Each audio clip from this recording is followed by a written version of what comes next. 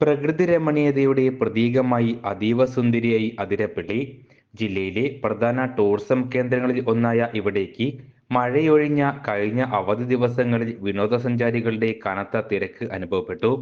വെള്ളച്ചാട്ടത്തിന്റെ മനോഹര ദൃശ്യങ്ങൾ തന്നെയാണ് വിനോദസഞ്ചാരികളെ ഏറെ ആകർഷിക്കുന്നത്.